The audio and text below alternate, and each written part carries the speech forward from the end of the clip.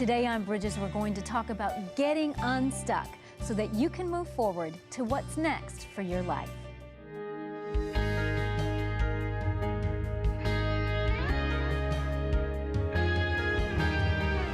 Welcome to Bridges Today. I'm Monica Schmelter. I'm glad you could join us. Today we're going to talk about how it stinks to be stuck. You know, we can get stuck in life in a career, relationship, business deal.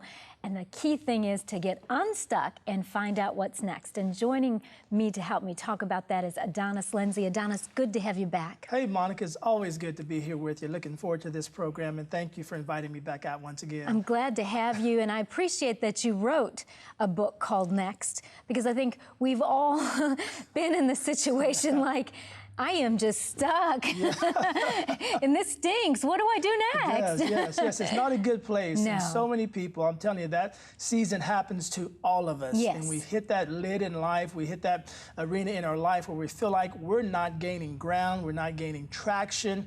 And some people even feel like they're moving further away from the dream or the vision or the plan that God has for their life. And so it's all about realizing that, but it's understanding that that's a choice. You don't have to stay stuck, and you can start doing some practical things that start moving you further down the road, getting you closer to your dreams. But it's just addressing that, because so many people hit a depression when they get stuck, and they just feel like, you know, what's out there for me. And so the book is going to help a lot of people understand where they are, and then help them form a roadmap to get from where they are to where they want to be. Right, because I think that's what we need, Adonis, most when we're stuck, is the roadmap.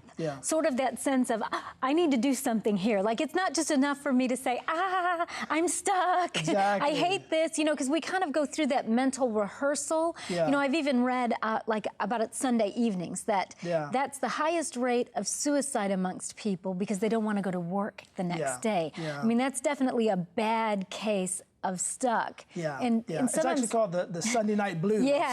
And so when I was doing research on the book, it's like I got into that. It's the Sunday night blues, and it says statistically, it says that most people can't even enjoy when Friday rolls around because they're thinking about Monday morning, waking up, going through a routine, the same old routine, going to the same job where they're unfulfilled, and it just begins to bog down on them. And so a depression sinks in, and they find themselves like the hamster on the wheel. We've all been there once or twice in our life. It's many like, times. I'm not going anywhere. But I'm running faster and harder, and I'm sore, tired, and depressed. Exactly. And that's just a place in life where people find themselves, and if they're not careful, Monica, they'll think this is the best that life has to offer them. And so I want to help people begin to dream again, begin to hope again, to begin to believe again, and start going after those dreams. You know, being stuck is a choice.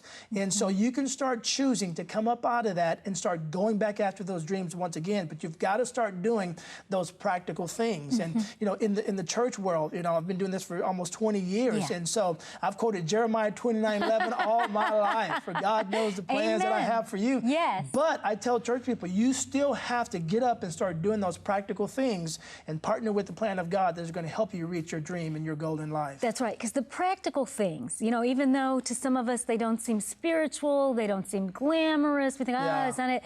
Those are the things that help propel us to what's next. Absolutely. It's like we have to partner with God. We've got to take the steps that He puts before us. And one of the things that I enjoyed in what I've seen in your book Next is that you help with those practical things. Because sometimes when we're stuck, you know, we can't see the forest for the trees. It's kind of like, I think one of the things you call it is hitting the lid of life, you know, and if you hit something, man, it hurts, and you just think, Exactly. And then if you're not careful, you paint a picture of what you don't like. And then all of a sudden that just surrounds you. It's in your thoughts, you're meditating on it, you're dreaming about it, and you're like, man, now I got to wake up and just hit repeat all over again. And so, you know, in my own life, when I've hit those lids, it's like, okay, what do I do next? I know this is not a good place. I know this is not all that life has to offer me. So I've got to begin to take those practical things. I've got to do what I need to do. And so I've got to make a list. Okay, what is it that can get me from up under this lid and start going back after my dreams dreams and living the life that I've imagined. And so I tell people, write it down, okay? Because if you hit a lid in your life, that means there's something that you don't know that can take you to another level. That's right. So figure out what that is, whether maybe it's education, maybe it's a connection, maybe it's a new relationship, whatever that is, that's going to help take you to that next level. Right. It might even be something, you know, like stepping out and volunteering and serving somewhere to get extra experience where we don't have it. But one of the things I love about Next is that it keys in on what our part is. Because I know when I've been stuck, when I've hit the lid, it's easy enough just in your own mind to settle and to kind of just, you know, shrivel in, shrink back. Exactly. But, you know, when you read a book like Next or you watch this show, you start thinking, oh, there are things I can do. Yes. I can write something down. I don't have to be in this place. But it's like you have to have that connection to just have that spark to know that you can move forward again. Absolutely. And one of the things I try to encourage people to do, connect with the right people. Connect with people that are doing what you want to be doing, okay? That is so key right there. Because if you don't, then what begins to happen, a lot of times I find out that people, they buy into a lie. And they think, you know what, this is the best that I can do. And so they've tried it, and then they hit a place what I call is Settleville. And we all know when we're living in Settleville, because we know there's so much more we could be doing, but we've bought into the lie that this is the best that I could have, so I'm just gonna make it comfortable for me here. But that's when you really gotta begin to get in the mirror, look in the mirror and challenge yourself to get up from where you are and start dreaming again. Dust off whatever happened yesterday. That's right. And start moving forward. Give yourself a brand new slate, because you can't afford another minute, hour, or week in Settleville and living a life that you don't want to live. That's right. And you know, when you talk about that, Adonis, really, if a person is married, your kids and your wife or your husband, they don't need another minute of Settleville. We need to paint a better picture for them, that we have more faith in that while what we're doing right now may be good, if it's not all that we wanted, that we can take those steps. I think as parents, it's really important to show our children that we can dream and we can risk. And like you said, look at people who are doing what we want to do. That might be, you know, if we want to be a nurse, to look at what nurses do, what kind of education, what kind of different, but you got to expose yourself to that, or else you're just going to keep settling and hitting the lid. I tell people, you got to get up from the couch. That's the first move right there, okay? And go outside your house. And start connecting. And that is so key. And a lot of people just refuse to do that. And a lot of things that happen as well, they start connecting with people, whether it's via social media. Maybe they'll start watching somebody's program that, man, this is a newscaster and I want to be a newscaster. And then they think that person is perfect. And before long, it's real easy to get caught up in that whole comparison trap. And that's one of the things I tell people, you have to avoid that, okay? You got to understand that every successful person, they've got a backstory. Okay? Many. Yes. And they've hit the lid. They've hit the and lid. They've failed. There's not anybody that's ever done anything really wonderful that hasn't failed a few times, haven't been embarrassed. Exactly. You got to be willing to do that to get unstuck. Yes. You got to be willing. I think you got to be willing to get over yourself. And you got to be willing to get over what you think people are thinking about you, okay? You got to put all that behind, because that will keep you stuck. That will keep you caged in fear. And you've got to get over that if you're ever going to go on and reach your dreams and start getting closer to the life that you've imagined. So it's possible, but it's going to take you getting up and going after it. That's right. That's right. And you've got to do that consistently. Yes. You know, like a lot of people will say, Adonis, well, you know, I did that for like a week. You know, and it didn't work. And it's like, no, but we have to keep doing that. Exactly. And when you talk about getting over ourselves, that's really hard, especially if we feel stuck. You know, and I think especially if we feel like, you know, we've settled and this is all there's all that mental garbage that we have to get over. So what are some of the things that somebody sees when they read the book Next? What are some other practical things that you give them to help them get unstuck? I think number one, I think it's dealing with themselves personally. And I think that's where it starts right there.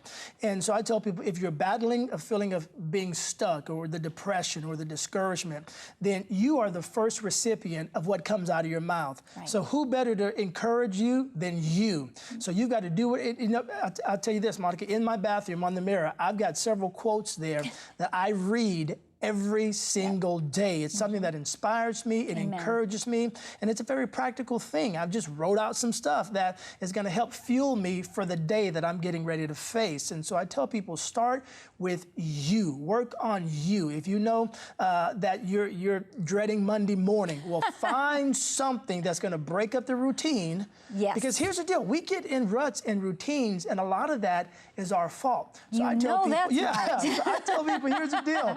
You know, I take different routes to work all the time because it's so easy to get caught up in a routine of driving the same way. And all that does is feed into the feeling of discouragement that you may already be feeling. So begin to eliminate anything that is going to resemble a routine in your life.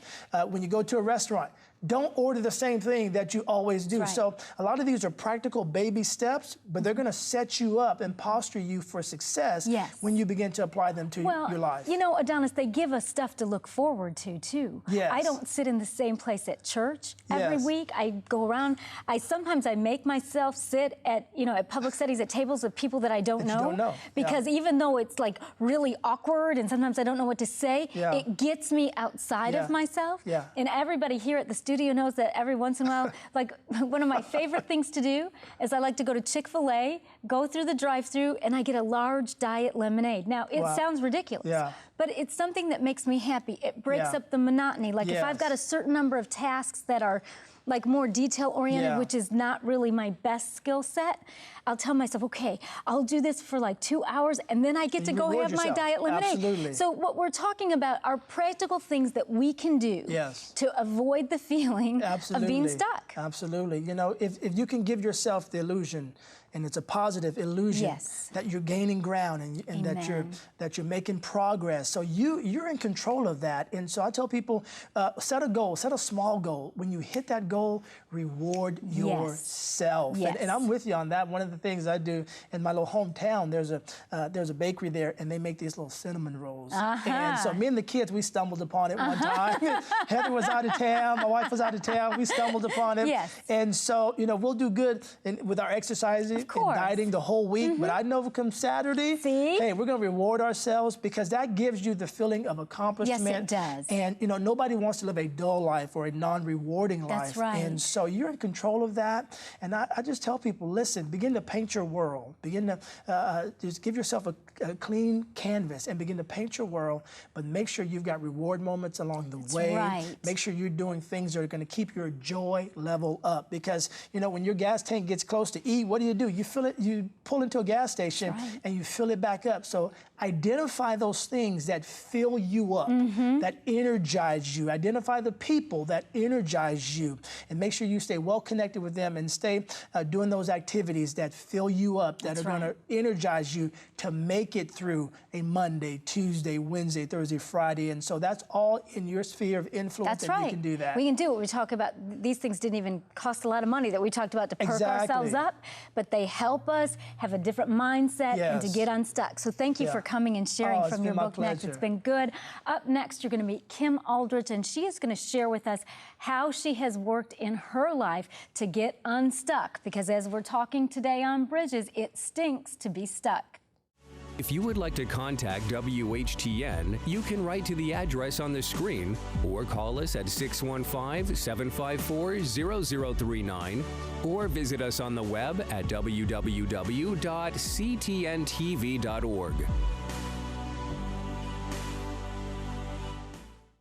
If you're just joining us, we are going to talk about how to get unstuck. And Kim Aldrich, who's a speaker and author, joins us today. She's going to share her story with us. Kim, so good to have you back on Bridges. Thank you. It's good to be here. So we've been talking about like how much it stinks to be stuck in the first segment. And you don't love it? No, no. It's just like I want out. I want out.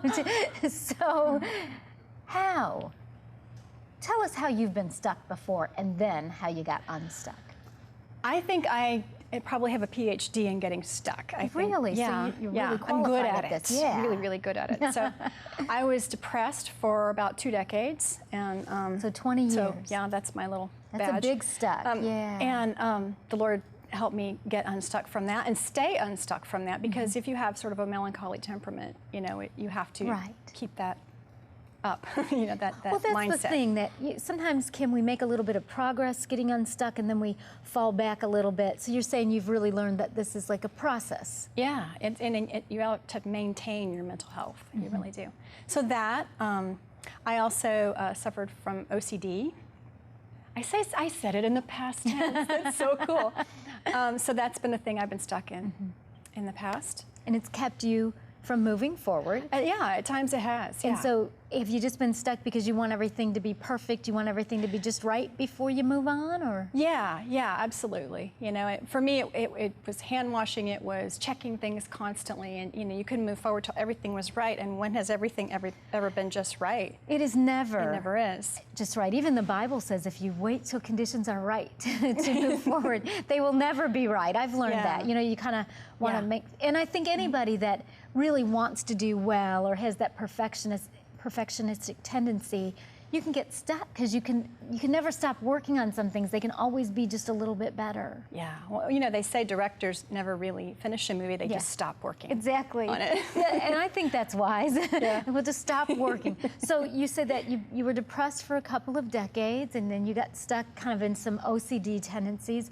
What has been like? What has helped you? What has given you hope to get out of those patterns? Well, several things actually, but I think the most powerful thing is just knowing that God was in the middle of it with me, and that He wasn't mad at me for getting stuck in the first place. And then through the years, He's shown me some steps to take. So when I get stuck, I kind of go, okay, what are the steps? And I go through the steps. And even most recently, I'm writing a book now. I'm toward the end of it, and so I even have experienced some resurgence of that intense OCD with the book, and so I've had to go through my steps again, and it works. It works, because I want to know because there are some people I'm sure that are watching Kim. It may not be writing a book. You know, sometimes it's that you want to start working out, or you want a new job, or you want to move, but the idea of packing up all this stuff, you just get stuck. How would I possibly get through all of this work in order to get to what's next? So, you know, maybe you could share with us these steps, some of them anyway, so that we could get unstuck. And really, these steps are transferable to all kinds of things. The first one I've really just found language for lately, but I've been doing for a while. You know the phrase divide and conquer? Yes. Well, recently the Lord said, well, here's one better. Why don't you abide, divide, and conquer? Amen. Which is, you know, to realize, invite Him into it, realize He's in it with you. And that really does divide or whittle down to size the thing that you're stuck in the middle of. You know, that Goliath that you're dealing with of, you know, I can't bear the thought of packing and moving again, or I cannot seem to get in shape or stay in shape, or whatever it is, kind of compared to God, it's a lot smaller. Yeah. And then also the other part of the divide for me has been to divide that thing into smaller steps. Yeah. And honestly, it takes some humility to do that. Sometimes that's my biggest problem. I realize smaller steps would be doable, but I'm too proud. I don't want to do that, you know. So what does that mean, like in actuality, when you say I'm too proud to divide it into smaller steps? Say, like with writing your book or anything you've been stuck, what do you mean by that? Well, for instance, I realized a few months ago, I've been working on this book for 2.5 years. It's just a real labor of love for me. But I realized every day I was sitting down and going, I'm going to finish this book today, you know what I mean? Or I'm going to finish this chapter today, instead of going, you know, I'm going to divide this chapter into sections, and I'm going to divide the sections into paragraphs. Gotcha. I'm going to concentrate on writing a really good paragraph that I feel good about, and then to the next and the next. Yeah. And sometimes I'm too proud to take that small of a step because I'm thinking, I'm a grown-up. I can write a whole chapter. You know, I think sometimes, Kim, we just think, you know, I can do this. You know, I've got like this. You know, somebody wants to go on a diet, or you want to lose some weight. I'm going to lose 30 pounds in 30 days. I'm going to work out twice a day. And I think, okay, but like if you haven't been working out at all for 6 years, how would twice a day be doable? It isn't, and you really can sabotage yourself. Yeah. And I work with a lot of young women and helping them with their spiritual growth. And sometimes I have to stop them and say, and they, for example, they're learning how to have a quiet time. And they'll say, okay, starting next week, an hour a day. And I'm thinking, oh, sweetheart, I think that might be the kiss of death to your routine, Exactly. So, I encourage them, start with, this sounds ridiculous, but start with 5 minutes. Yeah, because then people start think, with 15. that is not very spiritual, 5 minutes. No. It's like, but it's so much better than if you've been doing nothing. Yeah. Start with 5 minutes. So part of the abide, divide, and conquer, the divide, is break this mountain up into really small steps. Yeah. Okay. Yeah. And then what do you do? And then put 100% of your faith in the Lord to help you with that small step. Yeah. So. Yeah. Because it is about having that faith and yet having those practical steps. And so conquer means that we've conquered the giant, I guess. Yeah. And someday you might be able to, conquer a giant in one fell swoop, but your faith and your abilities have to build. So you shared a little bit that you're writing this book and that you felt stuck because I'm sure you want it. We all want our books to be the best. Yeah. So how do you get yourself unstuck with that? How did you talk yourself through those things? Well, it's been, honestly, there have been several stages of it. I mean, I wrote the first draft and that was all done. And I thought, great, the second draft will be easy. And it turns out the second draft is way closer to done. So it feels more intimidating. So maybe a month or two ago, actually, I just started feeling like, Lord, I think I need more structure. I think I need something more, but I don't know what it is. And so I just kept asking him that, Lord, what's the structure that I need? I think I need to divide and conquer this a little bit more. And so I ended up getting a writing coach who helps me with those smaller steps when I start to think, the deadline's coming, I'll just have to write the whole book today again. Yeah. And it's basically just helping me to do what I which was the second step, actually, which is ask for help. So it was kind of humbling to me after I had, written the whole book to say, I guess I need help to finish. Yeah. But how wise, though? It's like some of the things that we need when you talk about asking for help. I think we'll sit back and say, well, I don't know. I ought to be a better Christian than that. I ought to be able to move forward. But there's nothing wrong with asking for help. And I'm sure that you found that to be good for your process. Oh, it's been amazing. In the last few weeks, I've just surged forward. And I'm absolutely confident that I'm going to finish by my deadline now. Whereas before, I would say it, I'm finishing, I think. And now I'm confident of it. So asking for help, just kind of, was it that it gave you new perspective, fresh ideas? It was about, I think there were ways that I was biting off more than I could chew. And I thought I had divided into small enough steps, but when I would dialogue with the coach, she would say, oh, I've noticed that you're doing X, or I'm noticing that you're doing Y, and I had no idea. I was doing that. I thought I was taking the smallest step possible. Yeah. Well, I think of that verse, Kim, that talks about how there's wisdom in a multitude of counselors. And I think that's giving us a clue that sometimes it's just wise to ask for help, especially if you're stuck and you can't move forward. Sometimes I think we kind of over-spiritualize it, like I'll just pray more, I'll just do this more. And certainly praying more is a good thing. But if praying more isn't helping propel us forward, I think asking people for help might be the way to go. Yeah, and it's not that God, praying to God, He's not able to help you. He absolutely has stepped in moments and just sovereignly done it. But I think it's more my ability to receive His help. Yes. Our spiritual muscles have to get stronger and stronger over time. I think too, Kim, He built us for a relationship. And when we're stuck, obviously we need God's intervention, but we also need the help of people to help pull us out. It helps us when build you're trying to, relationships. lose weight, or you're trying to do any task, you can feel like you've been sent to the dungeon to eat wheat bread. Yeah, you got and that until right. you finish all of that wheat bread, you cannot come out. Exactly. But when you have someone there with you, sort of living in tandem with you over it, then it actually can become fun. Absolutely, because I think we all have blind spots. There are things that I hear from people that are helping me that I'll be, oh, I never thought of that way, or oh, I didn't realize that that's how I come off when I say that, or I write that, or I do that. It's like, oh, that really helps to open my eyes. And I think, again, part of that goes back to being built for relationship. And sometimes when we're stuck, of course we need God's help, but we need people's help as well. And what's your next step? The third step is something I learned from, I'm not sure if you're familiar with John Ortberg. He's a wonderful pastor and author, and I wish I could say I learned it from him personally, but You learned it from a book. I learned it from a book called The Life You've Always Wanted. And I did not read that book for many years because it was on my shelf, and I thought, that's the most generic title I have ever heard. But once I read it... You said it, and I have the book on my shelf. I never read it. See? Maybe we can help him retitle that. But it's a fabulous book. I read it probably once a year. Wow. And the concept that I learned from that book is something called training versus trying. And the idea is, the Bible says, train yourself for the purpose of godliness. And I think we just try harder. Yeah. You know, it's like, I'm not mature, obviously enough yet to be able to do X, so I'll just try to do X a lot harder. Yeah. And so he just talks about, if you can't, by direct effort, do the thing you're trying to do, then take a training step backwards. Ask God to show you how you could build the muscles, spiritually, physically, however, that you could by direct effort. So you're doing another thing by direct effort, like, let's say you wanted to lift 100 pounds of weight. Okay. And you can't do that. Bench press, I don't know, I don't bench press, but let's say you I wanted don't to think do I could that. do that. And let's say, you know, that just seems like your goal, and, you know, that would just be the be-all, end-all for you. Taking a training step back would be saying, well, let's try 95. Oh, that doesn't work. Let's try 90. Let's try 80, 70. I mean, sometimes you have to go back to 5 pounds or 2 pounds, and that's where the humility comes in. Yeah.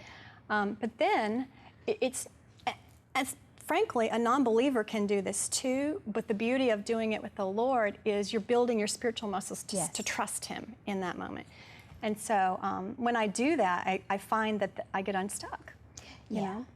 And it just makes a big difference. And you inch your way forward in these things. And after a while, these inches really do add up to miles. They do. Consistency, even just little small efforts consistently yield much greater dividends than just that all or nothing stop-start. Oh, and I'm such an all-in girl. I mean, and my husband has said before, honey, you don't have to be all in all the time.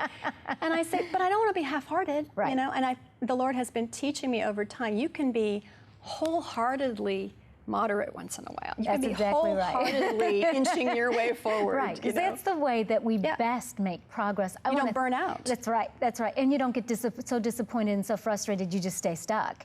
And it's those small things. So thank you so much for coming and for sharing today. It's been good to have you. It's been great talking with you. Our time's gone by way too quickly, but thank you. We're so glad that you could join us today here on Bridges as we talk about how to get unstuck. We'll have all the information up on the website for you. We've got to go, but we say goodbye and God bless you. You can purchase a copy of today's show for $15. Call us at 615-754-0039 or send a check to the address on the screen. Please mention the program number on the screen.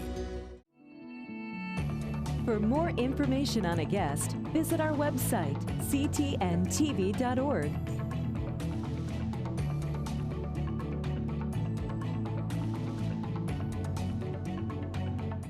The blood of Christ is the only cure. It gets down to the root of every single thing that ails us. There's not an addiction, there's not a generational curse, there's not any root of sin. There's nothing that the blood of Jesus cannot cleanse. Visit monicaschmelter.com to schedule Monica to speak at your event.